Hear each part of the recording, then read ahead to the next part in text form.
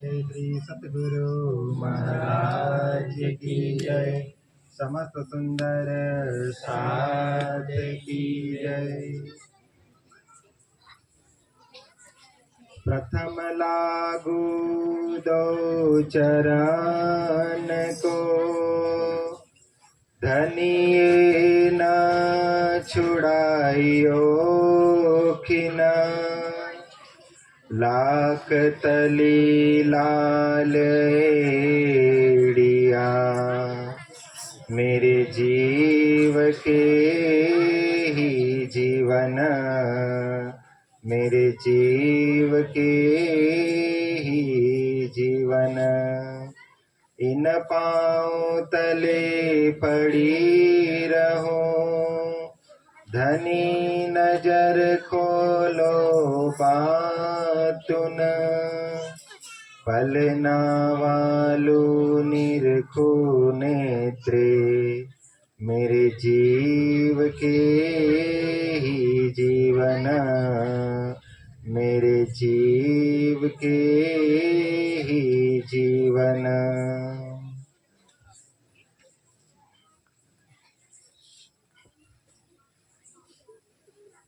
कहे महामत परीक्षा तिन की, जो पहले हुए निर्मल। छोटे विकार सब अंग के, आए पहुँचे इसका अव्वल। आए पहुँचे इसका अव्वल। राग श्री। अब हम चले धाम को,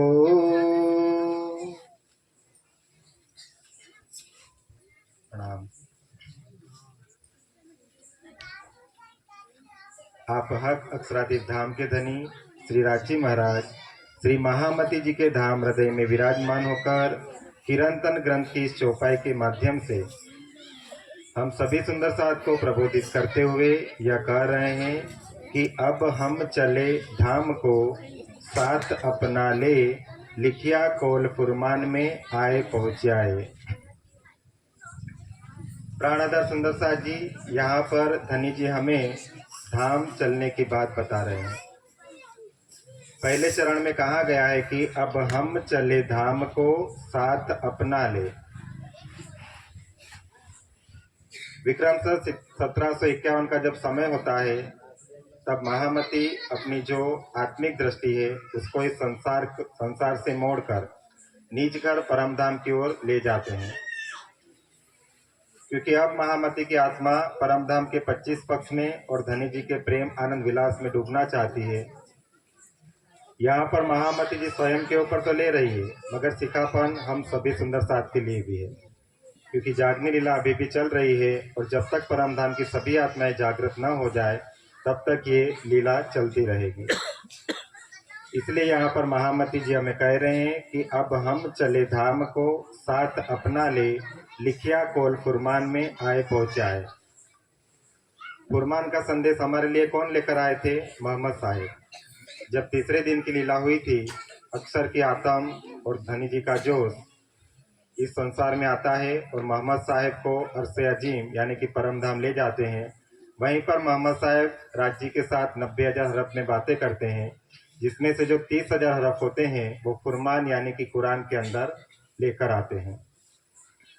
तो फुरमान के अंदर जो भी कोल बताया गया है वो समय के अनुसार अब महामती जी की सुरता इस संसार से हटकर नीच घर परमधाम और 25 पक्ष में लग रही है।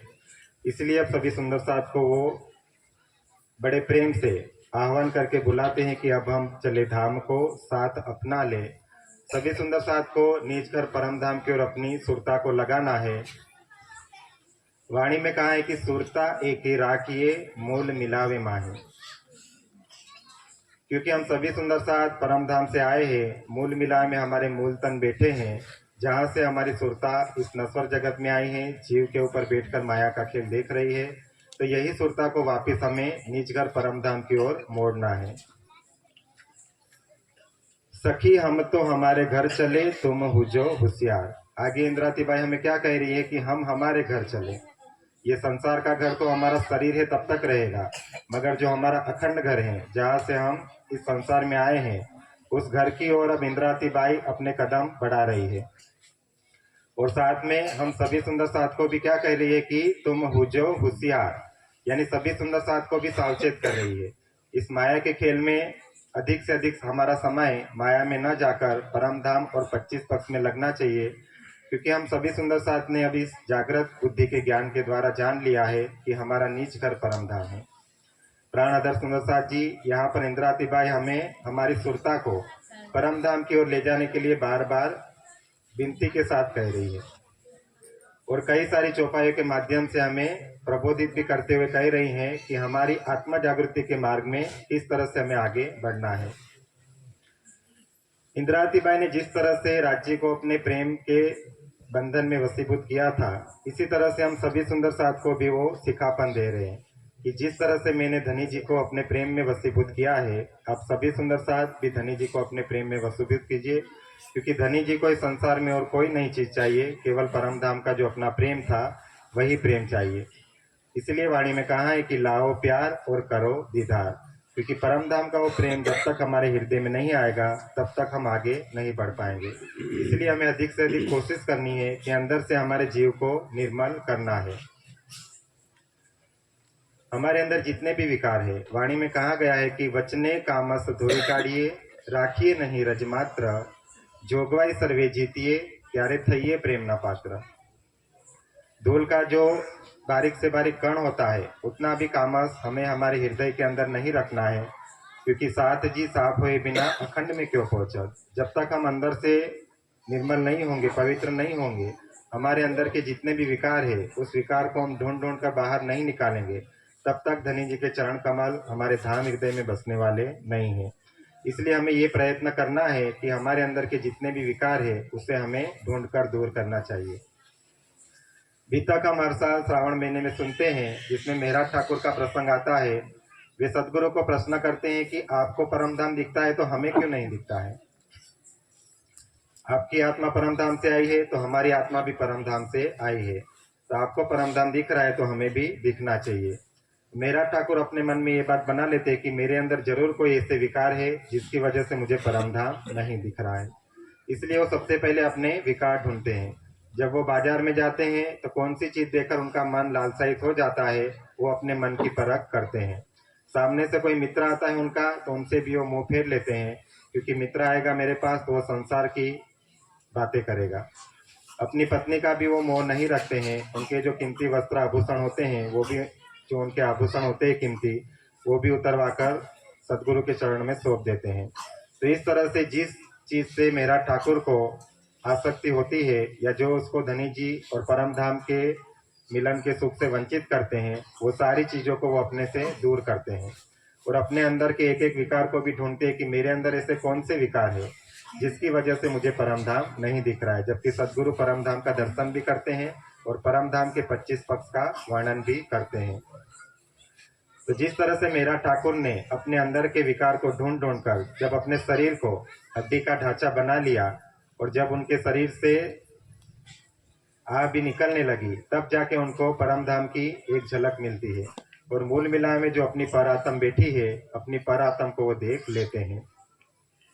तो इसी तरह से हमें भी हमारे अंदर के जितने भी विकार है, क्योंकि हमारे अंदर विकार कौन से हैं वो हमें स्वयं पता है, और इसे हमें ढूंढ कर निकालना है, हमारे हृदय को साफ करना है, निर्मल करना है, पवित्र करना है।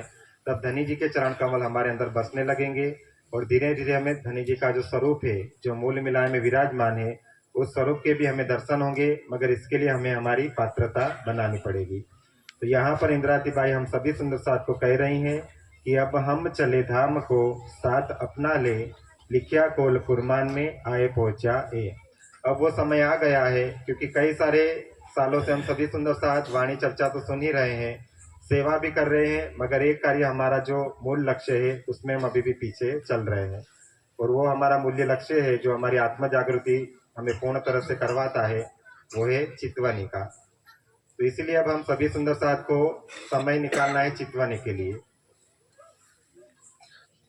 वाणी में जैसे कहा गया है कि मूल मिलावा अपना नजर दीजे ईद, तो जो हमारा मूल मिलावा है परम धाम में रंग महल में पहली भूम में जो पांचवी गोल हवेली है, जिसे मूल मिलावा कहा गया है, वहां पर हमारी परात्म राज्य के चरणों में बैठी है।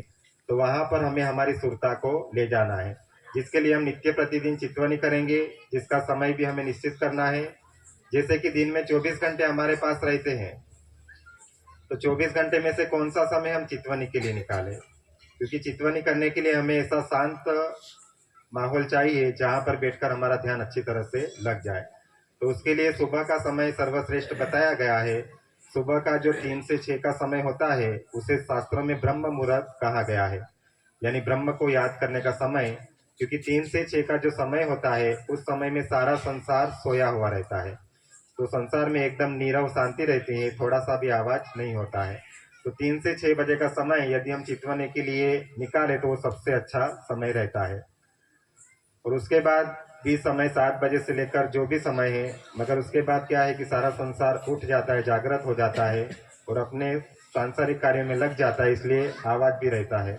तो जिससे हमारा ध्यान एकदम से नहीं लगता है। मगर फिर भी 24 घंटे में से ऐसा दूसरा भी कोई समय हो जिसमें हमें एकांत का समय मिले और दूसरा कोई हमारे पास कार्य न हो, तो उसी समय भी हम राज्य की ध्यान चितवनी में बैठ सकते हैं। और यही हमें करना है, क्योंकि यही हमारा मूल लक्ष्य है। इसी के लिए हमें ये मनुष्य का तन मिला है। वाणी में भी कह दिया गया है कि मान के दे अखंड फल पाइए। इसी मनुष्य के तन में रहते हुए हमें हमारी सुरता को मूल मिलावे तक ले जाना है, क्योंकि जीव के ऊपर जो सुरता बैठी है उसने सहारा जीव का लिया है, और जीव का सहारा लिया है, इसलिए सबसे पहले हम हमारे जीव को जागृत करेंगे। इंद्रातिबा इसीलिए रास ग्रंथ में 3 प्रकरण में हमें कह रही हैं कि भुंडा जीव जाग जेरे। सबसे पहले हमें हमारे जीव को जागृत करना है। अब जीव इस संसार में आया है तो उसको ज्ञान का प्रकाश नहीं मिला है, इसलिए वो अज्ञानता की नींद में सोया हुआ है। जब धनी जी की मेहर होगी तब उनको ये वाणी के वचन मिलेंगे। इसी वाणी के वचन से जीव अपने स्वरूप की पहचान करेगा। तब उसे, जब उसके हृदय में ज्ञान का प्रकाश होगा, तब उसे पता चलेगा कि मैं इस संसार का नहीं हूँ, और मैं जो मेरा मूल तन है, जो मूल मिलाए बैठा है, वहीं से हम आए हैं, इस तरह का उसे ज्ञान होगा। जीव के ऊपर आत्मा बैठी, इसलिए आत्मा, जब तक जीव जागृत नहीं होगा तब तक आत्मा आगे नहीं बढ़ पाएगी। इसलिए जीव को कैसा कहा गया है? अंधा कहा गया है, क्योंकि उसके पास ज्ञान की आंखें नहीं है। और आत्मा को कैसी कही गई है? आत्मा को लंगड़ी यानी कि विकलांग बताई गई है, क्योंकि वो जीव के सहारे चल रही है।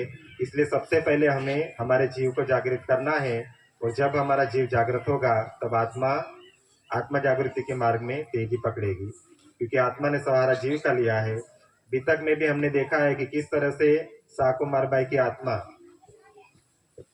जिस जीव के ऊपर विराजमान थी, वो जीव उस समय में जागृत नहीं हो पाया था, इसलिए साकुमार बाई की आत्मा जागृत नहीं हो पाई थी। और दूसरी तरफ जो सिरदार सखी साकुंडल बाई थी, जो महाराजा छत्रसाल जी के तन में विराजमान थी, उनका जीव धनी जी के स्वरूप की पहचान कर लेता है और धनी जी के ऊपर तन मन धन से समर्पित भी हो जाता है।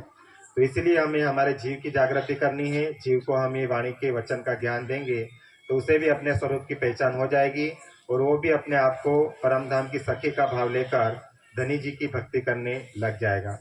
तो इसीलिए इस वाणी के वचन को हमें नित्य प्रतिदिन पढ़ना है। ये हमारे जीव और आत्मा का खुराक है। जैसे हमारे शरीर को चलाने के लिए हम दिन में 2 या 3 टाइम का भोजन करते हैं, तब हमारे शरीर चलता है। इसी तरह से हमारे जीव और आत्मा को भी चलाने के लिए हमें जो हमारा इस शरीर, इस संसार का जो हम 5 तत्व का खुराक खाते हैं, उसकी जरूरत नहीं है, मगर उस जीव और आत्मा को ये ब्रह्म ज्ञान, ये ब्रह्मवाणी के वचनों की जरूरत है। यही उनका खुराक है, और ये खुराक उनको नहीं मिलेगा तब तक वो आत्मा जागृति के मार्ग में आगे नहीं बढ़ पाएंगे। हम में पीछे कोई न रहे, और रहो सो रहो, गुण अवगुण सबके माफ किए, जिन जो भावे सो कहो। अब यहाँ पर इंद्रावती बाई की आत्म मूल मिलाए में लगना चाहती है, इसलिए कहती है कि अब जिनके जितने भी गुण हैं अवगुण है, सब माफ कर दिए, क्योंकि अब केवल एक ही कार्य रह गया है, अपनी सुरता को हमें मूल मिलाए में लगाना है और परम धाम के 25 पक्ष में लगाना है।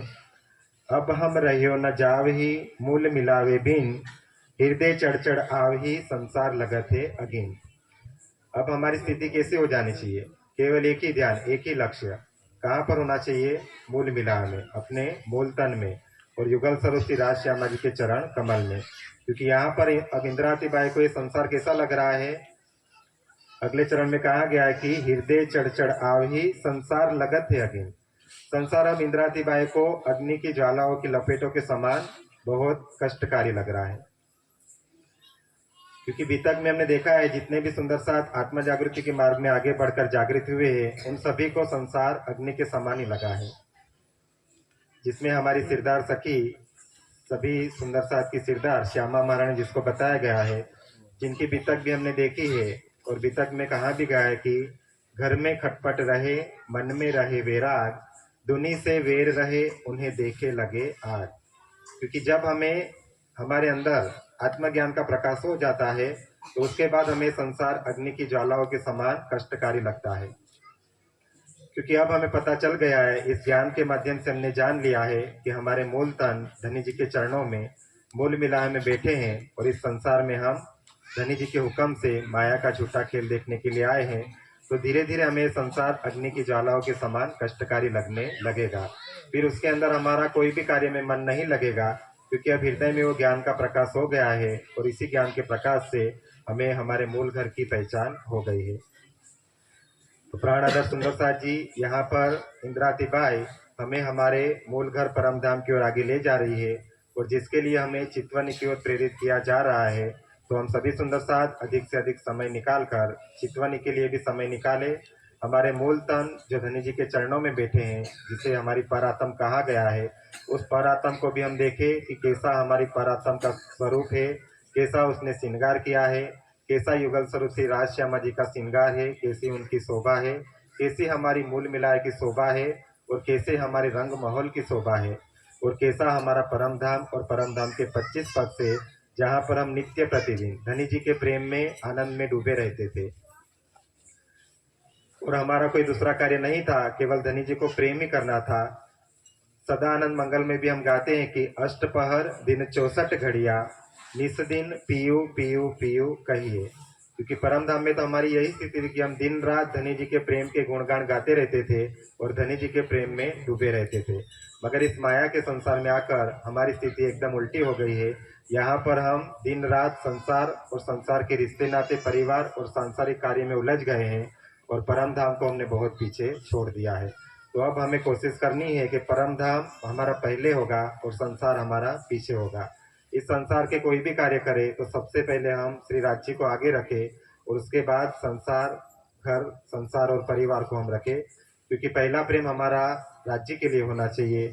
हम राज्य की आत्माएं हैं, राज्य की अंगनाएं हैं और धनी जी का अंग है। और धनी जी ने हमें हमारे ऊपर बहुत मेहर की है। पल पल धनी जी की मेहर तो हमारे ऊपर बरस रही है, मगर हम धनी जी की मेहर का अनुभव नहीं कर रहे हैं।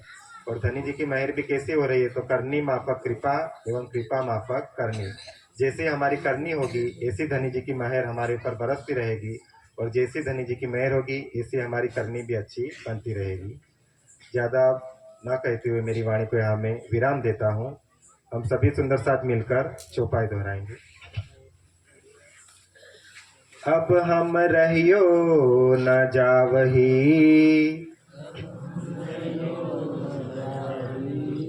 मूल मिलावे बीना, हृदय चढ़ चढ़ आवही, संसार लगत अगीना, संसार लगत अगीना। बोलिए श्री प्राणनाथ प्यारे की जय, श्री सतगुरु महाराज की जय, प्यारे सुंदर साथ की जय।